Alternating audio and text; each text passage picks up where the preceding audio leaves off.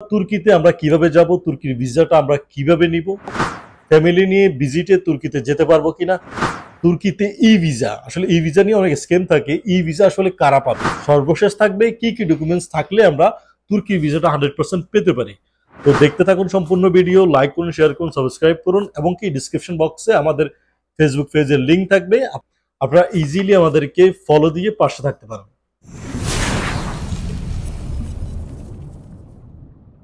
সালামু আলাইকুম এভরিওয়ান, আমি আছি জাহিদুল ইসলাম সোহাগ আপনাদের সাথে। তুর্কিতে আমরা কিভাবে যাব, তুর্কির ভিসাটা আমরা কিভাবে নিব, এই সমস্ত বিস্তারিত তথ্য নিয়ে আজকে সম্পূর্ণ ভিডিও থাকবে। সবগুলো কান্ট্রির মতোই তুর্কিতেও কিন্তু আসলে অনেকগুলো ক্যাটাগরির ভিসা থাকে, medical purpose, business purpose, study purpose, work purpose, tourist, transit, অনেকগুলো ক্যাটাগরি থাকে। আমরা স্পেসিফিক ভাবে আমরা ভিজিট ভিসা বা ট্যুরিস্ট ভিসা যেটা আছে সেটা নিয়ে আমরা কথা বলবো। বেসিক্যালি তুর্কি হচ্ছে মিডল ইস্টের একদম নিয়ারেস্ট কান্ট্রি। মিডল ইস্টের এবং এশিয়ার মধ্যে সবচেয়ে ব্যয়বহুল কান্ট্রি হচ্ছে তুর্কি, যেটা ইউরোপের সাথে কানেক্টেড এবং এশিয়ার সাথে কানেক্টেড। তুর্কির ভিসাটা আমরা ইজিলি ভাবে উইথিন 15 ডেজের মধ্যে পেয়ে যাই, সেটা শুধুমাত্র ভিজিট ভিসার ক্ষেত্রে। তো ভিজিট ভিসাটা আমরা আসলে কিভাবে নিই, আমাদের ডকুমেন্টস গুলো আসলে কি কি প্রোভাইড করতে হবে। বেসিক্যালি আমাদের যে ইকামা বা আমাদের যে পতাকা, আইডি বা রেসিডেন্ট কার্ড যেটা আছে সেটা ডেফিনেটলি 3 মাস মেয়াদ থাকতে হবে। 3 মাস মেয়াদ থাকলে আমরা তুর্কির জন্য অ্যাপ্লাই করার জন্য এলিজিবল হয়ে যাব। এটা হচ্ছে প্রথম ধাপ, যে আমাদের ইকামার মেয়াদ আছে, পাসপোর্টের মেয়াদ আছে, তখন আমি অ্যাপ্লাই করতে পারবো তুর্কির জন্য। আফটার দ্যাট আমাদের ব্যাংক স্টেটমেন্টের প্রয়োজন থাকতে পারে, ট্রাভেল মেডিকেল ইন্স্যুরেন্সের প্রয়োজন, আমাদের এনওসি, স্যালারি সার্টিফিকেটের প্রয়োজন, ভিজিট এন্ট্রির প্রয়োজন। এগুলো থাকলে আমরা 100% তুর্কির জন্য, আমাদের এক্সট্রা আর কোনো ডকুমেন্টস নাই, এইগুলো দিয়ে আমরা তুর্কির জন্য অ্যাপ্লাই করতে পারবো। এখন আসি আসলে ডকুমেন্টস তো আমার কাছে আছে, তবে আমরা প্রসেসটা কিভাবে করব, মানে আসলে সিস্টেমটা কি, তুর্কির জন্য কিভাবে অ্যাপ্লাই করব। বেসিক্যালি আমাদের প্রসেসের সিস্টেমটা হচ্ছে, তুর্কিতে প্রথমে অ্যাপয়েন্টমেন্ট নিতে হবে। আমরা তুর্কিতে যখন ভিসার জন্য অ্যাপ্লাই করব, তখন আমাদের অনেকগুলো এরকম ডকুমেন্টস থাকবে, এগুলো আমরা সাবমিট করতে হবে। সাবমিট করার জন্য আমাদেরকে অ্যাপয়েন্টমেন্ট নিতে হবে, আর সাবমিটটা করতে হবে বিএফএস গ্লোবাল সেন্টার, যেটা ভিসা অ্যাপ্লিকেশন সেন্টার আমরা সবাই চিনি। বিএফএস গ্লোবাল সেন্টারে আপনি সাবমিট করতে হবে। সাবমিটের জন্য ডেফিনেটলি আপনাকে অ্যাপয়েন্টমেন্ট নিতে হবে।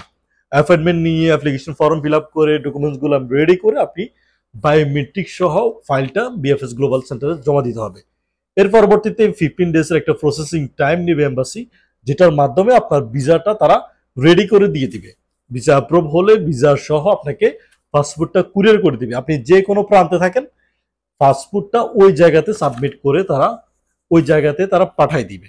এর পরবর্তীতে ভিসাটা আসলে কতদিনের আমরা পাই, মানে তুর্কি ভিসাটা আমরা ভিজিট ভিসা কতদিন। তুর্কি ভিজিট ভিসা আমরা 15 ডেজ, সিঙ্গেল এন্ট্রির জন্য 15 ডেজের জন্য ভিসাটা অ্যাপ্রুভ হয়, 1 মাসের জন্য অ্যাপ্রুভ হয়, 3 মাসের জন্য অ্যাপ্রুভ হয়, 3 মাসের উপরে যেগুলো 6 মান্থ, 1 ইয়ার, এগুলো হচ্ছে multiple tourist visa. Multiple tourist ভিসাটা আপনি কখন পাবেন, ওইটা পাবেন আপনি ট্রাভেল একবার করার পরে। আপনি যখন একবার ট্রাভেল করে আসবেন, আফটার দ্যাট আপনি মাল্টিপলের জন্য অ্যাপ্লাই করতে পারবেন। ফ্যামিলি নিয়ে কি তুর্কিতে ট্রাভেল করতে পারবো, ফ্যামিলি সৌদি আরবে আসছে, ফ্যামিলি নিয়ে কি তুর্কিতে ভিজিট করতে পারবো কিনা। বেসিক্যালি তুর্কির জন্য অ্যাপ্লাই করতে হলে আমি প্রথমে আপনাদেরকে বললাম যে আমাদের মিনিমাম আইডি ভ্যালিড থাকতে হবে।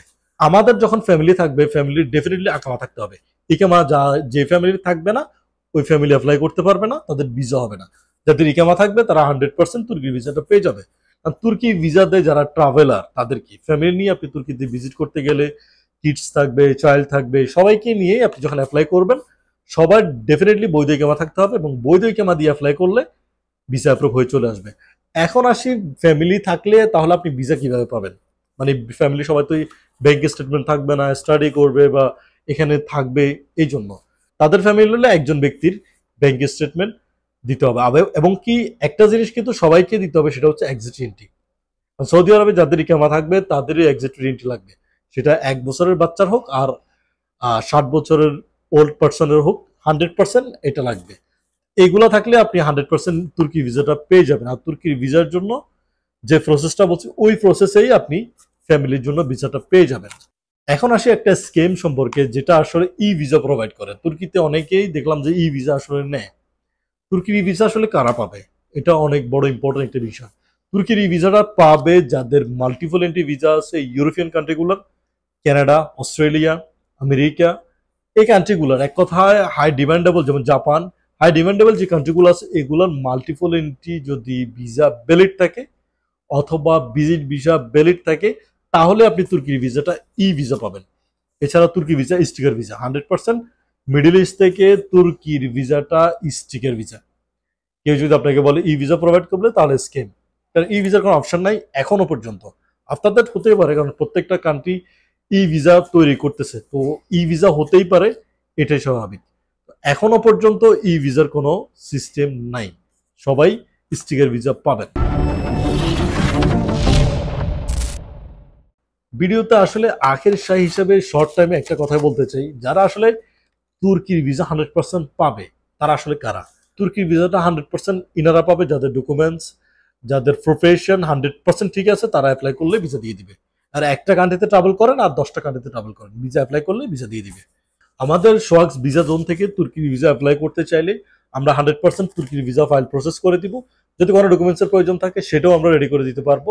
সেই জন্য আপনাকে ডিসক্রিপশন বক্সে যেতে হবে অথবা স্ক্রিনের যে ফেসবুক পেজ আছে সেখানে আপনাকে যেতে হবে এবং নক দিতে হবে যে তুর্কির ভিসা প্রয়োজন। তাহলে আপনি ডকুমেন্টসগুলো প্রোভাইড করে তুর্কি ভিসার প্রসেসটা করে নিতে পারবেন।